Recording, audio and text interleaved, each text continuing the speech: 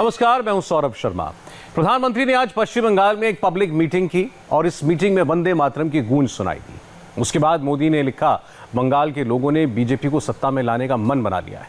तो क्या बंगाल में परिवर्तन की हवा सच में चल रही है? ये समझने के लिए आपको रैली में मौजूद लाखों की भीड़ के आगे और पीछे की असली कहानी पता होनी चाहिए। हमने एक रिपोर्ट की मदद से इस रैली की पूरी इनसाइड स्टोरी तैयार की है। इसमें जमीन से लेकर सोशल मीडिया तक के सारे ट्रेंडिंग टॉपिक्स मौजूद हैं और ये ट्रेंड मोदी विरोधियों के लिए बैड न्यूज है।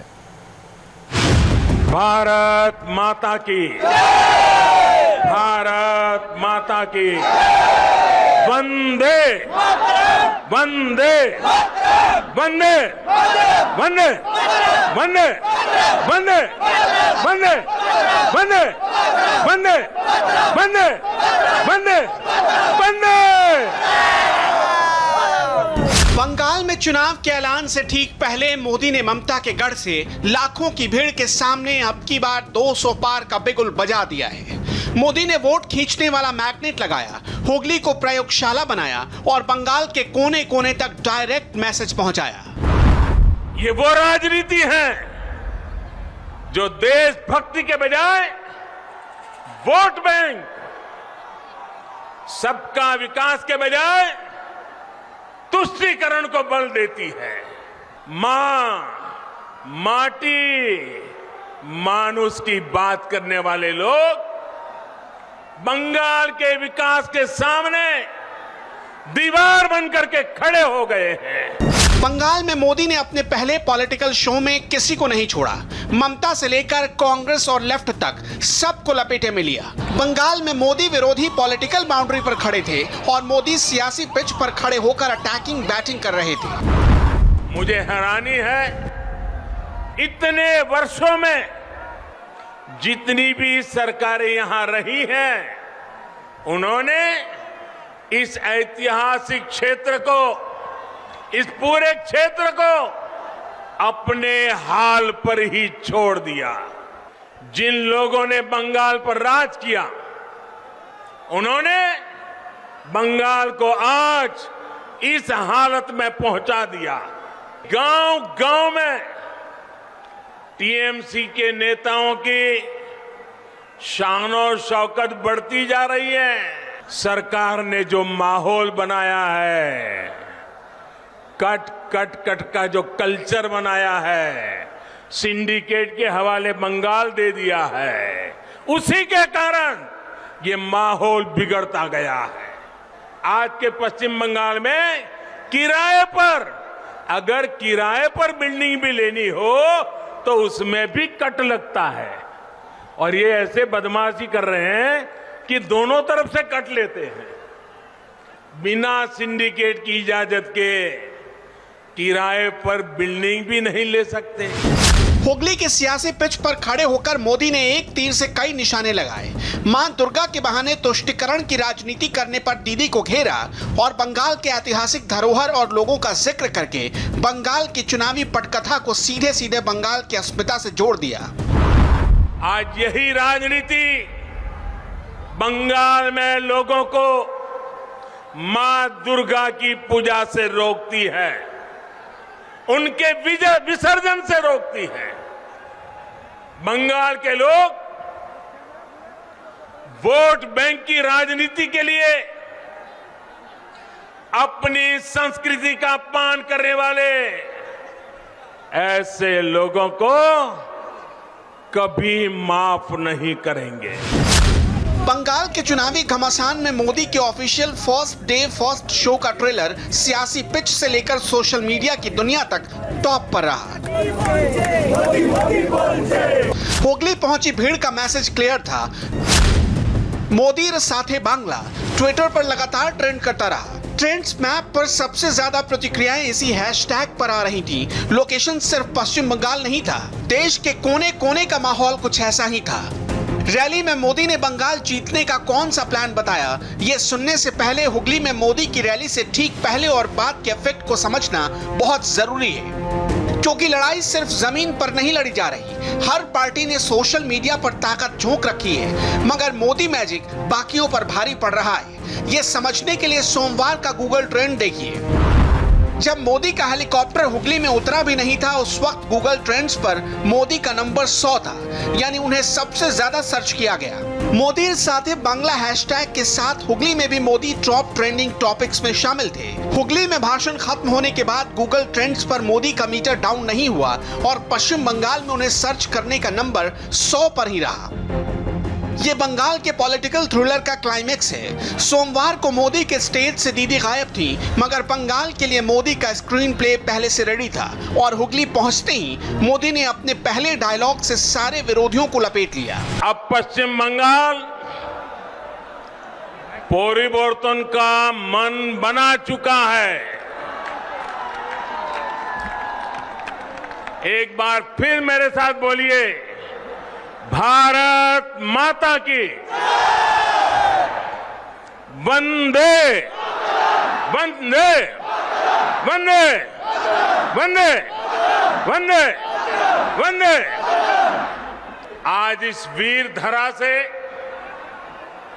पश्चिम बंगाल अपने तेज विकास के संकल्प को सिद्ध करने के लिए एक बड़ा कदम उठा रहा है। अब हमें देर नहीं करनी है, हमें एक पल भी रुकना नहीं है, हमें एक पल भी गंवाना नहीं है। बंगाल के चुनावी पॉलिटिकल घमासान में एक तरफ नरेंद्र मोदी का चेहरा है, दूसरी तरफ मोदी के सामने ममता खानदान है। कांग्रेस लेफ्ट और भारतीय सेक्युलर फ्रंट का अलायंस है, ओवैसी फैक्टर है और सीधे सीधे मुस्लिम वोट बैंक की जंग है। मोदी को हराने के लिए बंगाल के शुद्ध पॉलिटिकल टूल किट के अलावा किरदारों ने पहले से सेटिंग कर ली है। अलग अलग प्रयोग जारी है, मगर मोदी ने अपने पहले ही भाषण में पॉलिटिकल मैसेज क्लियर कर दिया। आसोल परिवर्तन लाना है, यहां पूर्व बहार से कमल खिलाना है। साथियों, बंगाल का विकास तब तक संभव नहीं है जब तक यहां सिंडिकेट का राज रहेगा। बंगाल का विकास तब तक संभव नहीं है जब तक यहां टोलाबाजों का राज रहेगा। बंगाल का विकास तब तक संभव नहीं है जब तक कट कल्चर बंगाल में रहेगा। बंगाल का विकास तब तक संभव नहीं है जब तक शासन प्रशासन गुंडों को आश्रय देगा। बंगाल का विकास तब तक संभव नहीं है जब तक कानून का राज पश्चिम बंगाल में स्थापित नहीं होता। ये तब तक संभव नहीं है जब तक पश्चिम बंगाल में सामान्य जन की सुनवाई करने वाली सरकार यहां नहीं बनती है। इसी स्थिति को बदलने के लिए आज पश्चिम बंगाल के कोने कोने से आवाज आ रही है, आर नय अन्याय, आर नय अन्याय, আমরা আসল পরিবর্তন চাই, আমরা আসল পরিবর্তন চাই।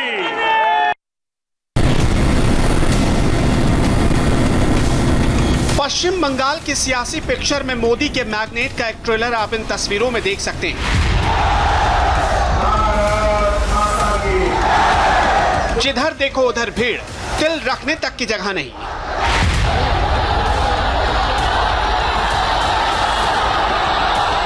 इन तस्वीरों ने बंगाल के सियासी खेमे में भूकंप लाने का काम किया है और इस सियासी भूकंप के झटके महसूस करने के लिए आपको इस वीडियो का वो हिस्सा देखना चाहिए जो सीधे मोदी के स्टेज से रिकॉर्ड किया गया है।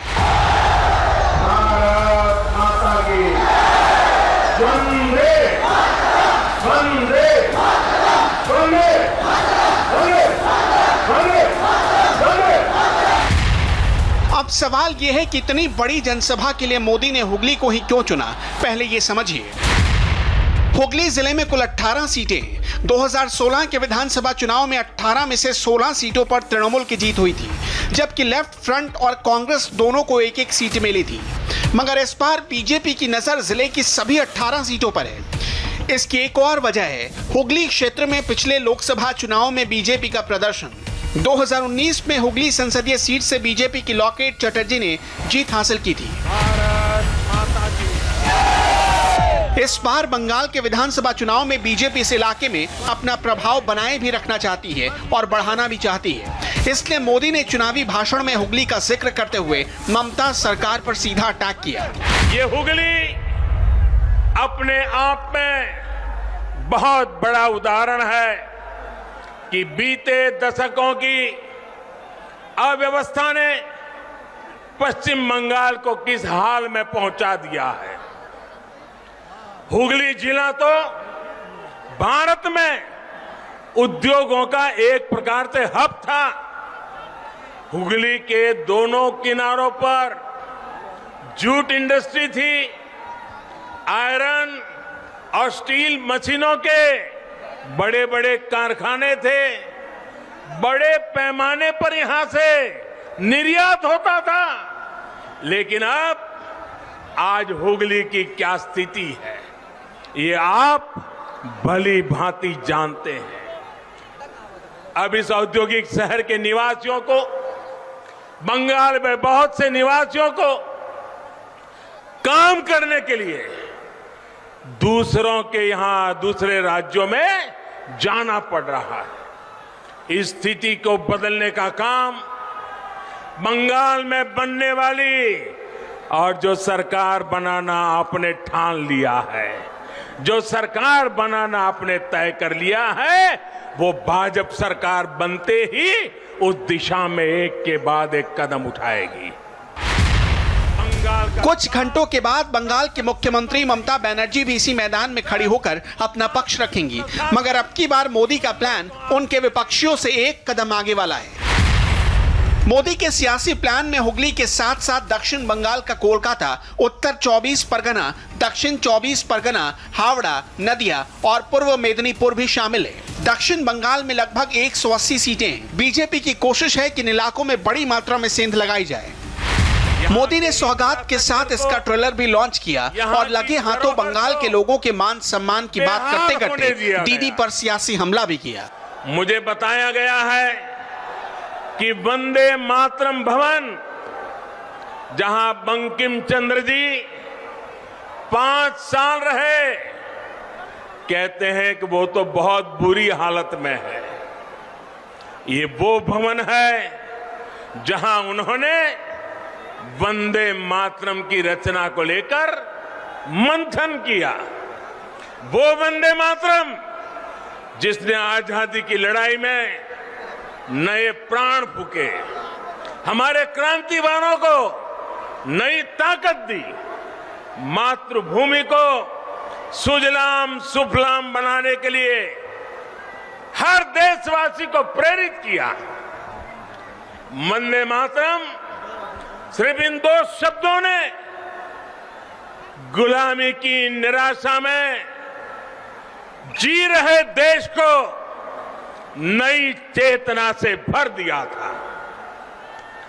ऐसे अमर गान की रचना करने वाले के स्थान को न संभाल पाना बंगाल के गौरव के साथ बहुत बड़ा अन्याय है। मुझे हैरानी है, इतने वर्षों में जितनी भी सरकारें यहां रही हैं, उन्होंने इस ऐतिहासिक क्षेत्र को, इस पूरे क्षेत्र को अपने हाल पर ही छोड़ दिया। यहां के इंफ्रास्ट्रक्चर को, यहां की धरोहर को बेहाल होने दिया गया। आज मैं बंगाल के लोगों को ये विश्वास दिलाता हूं, जब बंगाल में भाजपा की सरकार बनेगी तो हर बंगालवासी अपनी संस्कृति का गौरवगान पूरी ताकत और हिम्मत के साथ कर सकेगा।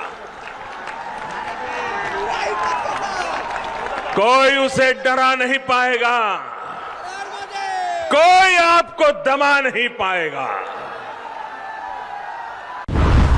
वैसे मुकाबला सिर्फ बीजेपी और टीएमसी के बीच नहीं है। बंगाल विधानसभा चुनाव में कांग्रेस, लेफ्ट और इंडियन सेक्युलर फोर्स का गठबंधन भी एकजुट हो गया है। ओवैसी की नजर भी बंगाल के मुस्लिम बहुल इलाके बशीरहाट, नदिया और डायमंड हार्बर जैसे इलाकों पर है। एआईएमआईएम और कांग्रेस गठबंधन के भी एक दूसरे के संपर्क में आने की खबर है। मजेदार बात तो यह है कि केरल में जहां कांग्रेस लेफ्ट को सत्ता से बेदखल करने की कोशिश में जुटी है, तो वहीं बंगाल में लेफ्ट फ्रंट की शान में कसीदे पड़ रही है। यानी पश्चिम बंगाल में लेफ्ट के साथ याराना और मोदी पर निशाना, यही है मोदी विरोधियों की राजनीति। अब तो सिचुएशन ऐसी बन रही है कि ओवैसी को बीजेपी की बी टीम कहने वाली कांग्रेस उसे ही अपनी सी टीम बनाती दिख रही है। बात साफ है, बंगाल की पॉलिटिकल टूल किट में हो रहे अलग अलग प्रयोग का इरादा एक ही है, किसी तरह मोदी को हराना। मगर सोमवार को हुगली से आई तस्वीरें कुछ और ही इशारा दे रही हैं। नरेंद्र मोदी ने आज की पॉलिटिकल यात्रा असम से शुरू की, जहां मोदी को पहली बार सरकार बचानी है। असम से वो बंगाल पहुंचे, जहां उन्हें पहली बार सरकार बनानी है। बहुत से लोग मानकर चल रहे थे कि प्रधानमंत्री आज एक बहुत एग्रेसिव स्पीच देंगे, उसमें धर्म की बात भी होगी। मगर नरेंद्र मोदी ने आज नई डिक्शनरी खोली। मोदी की पॉलिटिकल स्पीच में जो शब्द इस्तेमाल हुए, उससे पता चलता है कि उनकी उंगली पब्लिक की नब्ज पर है। बंगाल के गली मोहल्लों में आज मोदी की चर्चा बहुत ज्यादा है, क्योंकि प्रधानमंत्री ने पानी और बिजली जैसी आम जरूरतों वाली बात की। लेफ्ट का पॉपुलिज्म और राइट का राष्ट्रवादी मैग्नेट, मोदी के पास दोनों है। नरेंद्र मोदी को हराना क्यों मुश्किल है, इस रिपोर्ट से समझिए। जोरदार हाथ चापरिये आमी धन्यवाद ज्ञापन करिছো भारতৰ माननीय प्रधानमंत्री महोदयले।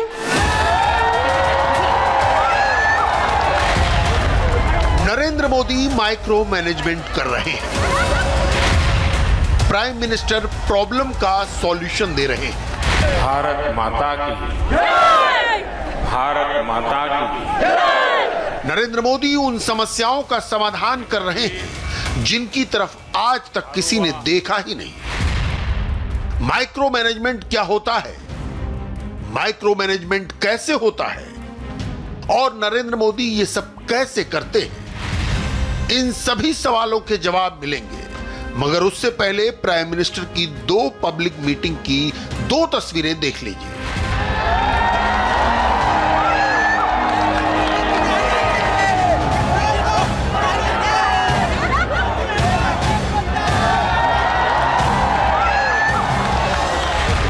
दिल्ली से करीब 2300 किलोमीटर दूर असम के एक दूर दराज से शहर धेमाजी में नरेंद्र मोदी को देखने, नरेंद्र मोदी को सुनने के लिए खचाखच भरा मैदान।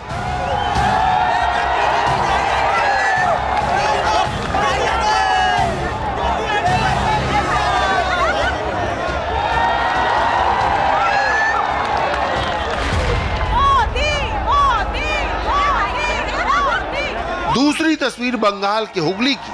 मोदी को सुनने, मोदी को देखने आए लोगों में गरीब भी हैं, युवा भी हैं, महिलाएं भी हैं और बुजुर्ग भी हैं।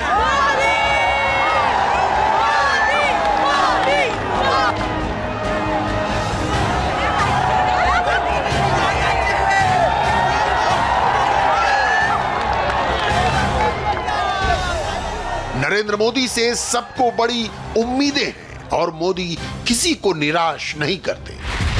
दुनिया में जितने देश गरीबी से बाहर आए या गरीबी मिटाने में सफल हुए या विकसित देश बने,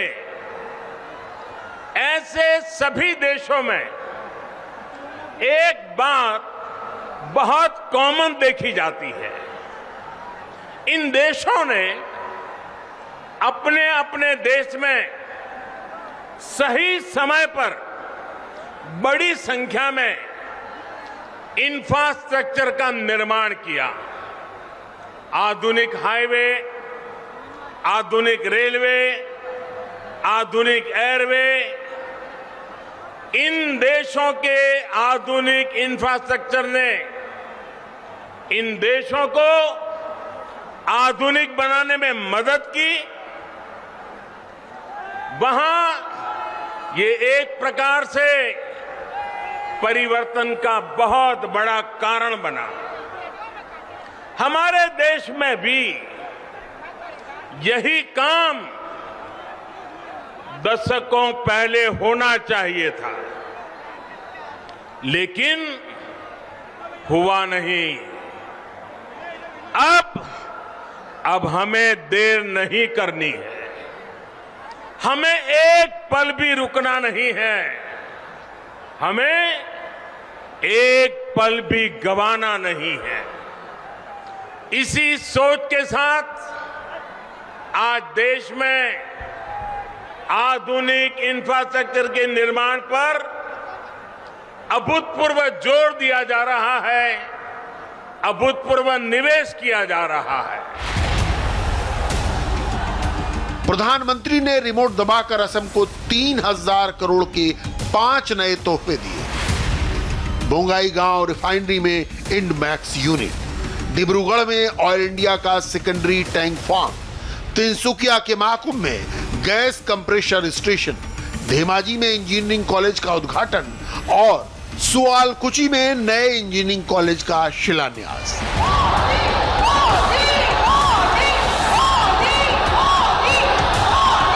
नरेंद्र मोदी हुगली पहुंचे तो पश्चिम बंगाल को भी 5 नए तोहफे मिले।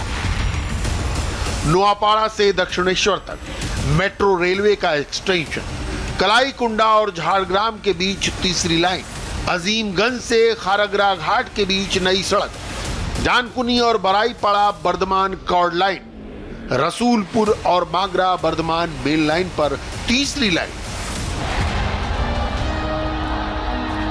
चुनाव से पहले हर सरकार कुछ फीते काटती है, कुछ शिलान्यास करती है, बड़े बड़े वादे करती है। कोई भी ये कह सकता है कि मोदी नया क्या कर रहे हैं।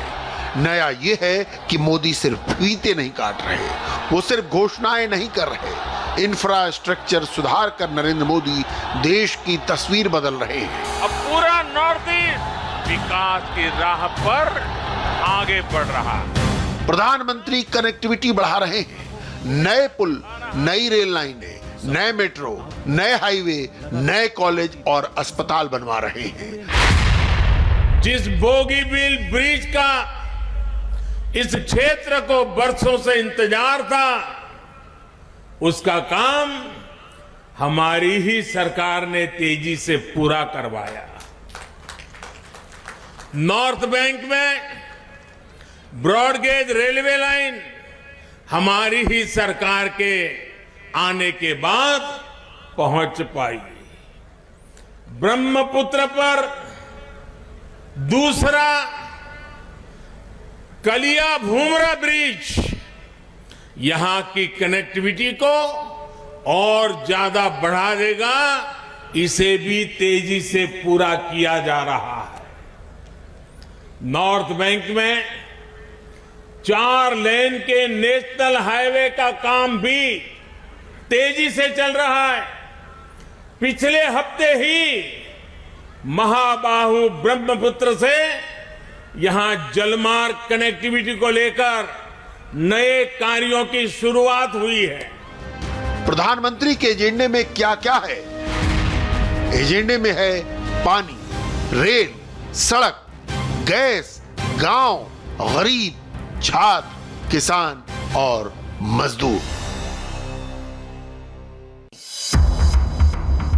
मोदी सरकार सबसे ज्यादा पैसे देश का इंफ्रास्ट्रक्चर सुधारने पर खर्च कर रही है। जल जीवन मिशन के लिए 2,87,000 करोड़ रुपए, सड़क और हाईवे बनाने के लिए 1,18,000 करोड़ रुपए, नई रेल लाइन बिछाने के लिए 26,000 करोड़ रुपए, नई मेट्रो सेवाएं शुरू करने के लिए करीब 1 लाख करोड़ रुपए, मनरेगा के लिए 73,000 करोड़ रुपए, किसानों के खाते में 1,13,000 करोड़ का डायरेक्ट ट्रांसफर, उज्ज्वला स्कीम के तहत रसोई गैस के 1 करोड़ नए कनेक्शन। ये तो ही मैक्रो प्रोजेक्ट्स की बात।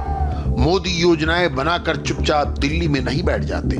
प्रधानमंत्री माइक्रो मैनेजमेंट से उसे डिस्ट्रिक्ट और ब्लॉक लेवल तक लेकर जा रहे हैं। बहुत से लोग सवाल उठाते हैं कि 10 से 15 किलोमीटर लंबी रेल या मेट्रो लाइन का उद्घाटन प्रधानमंत्री क्यों करते हैं? 40 से 50 करोड़ में बनने वाले कॉलेज का फीता मोदी ही क्यों काटते हैं?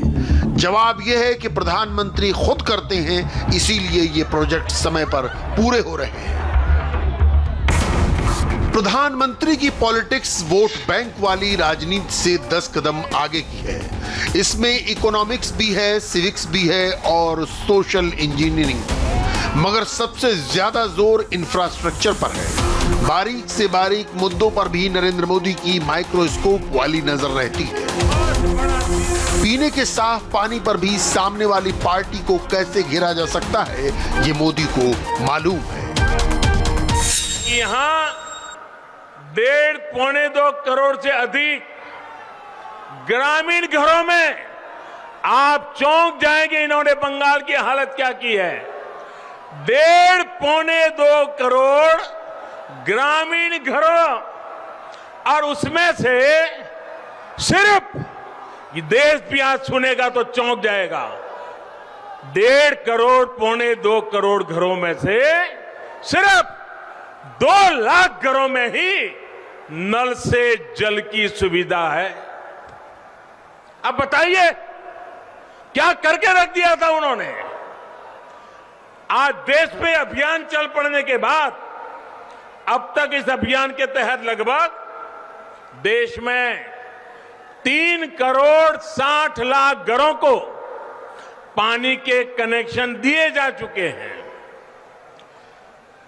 जहां बंगाल 2 लाख पर था, भारत सरकार ने इतना जोर लगाया, पैसे लगाए, पीछे पड़ गए, तो भी बंगाल में सिर्फ अब तक 1.5-2 करोड़ घरों में से सिर्फ 9 लाख परिवार तक ही पाइप से पानी का कनेक्शन पहुंच पाया है। यहां की सरकार जिस रफ्तार से काम कर रही है और उस रफ्तार से तो पश्चिम बंगाल के हर गरीब के घर पाइप से जल पहुंचाने में पता नहीं कितने साल बीत जाएंगे।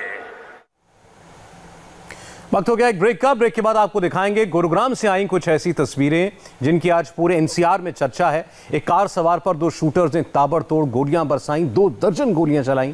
लेकिन उससे पहले आपको बता दें, आज रात 9 बजे आज की बात में देखना मत भूलिए मदरसों के कायाकल्प पर एक्सक्लूसिव रिपोर्ट। मदरसों में मॉडर्न एजुकेशन की एक ऐतिहासिक शुरुआत कैसे हुई?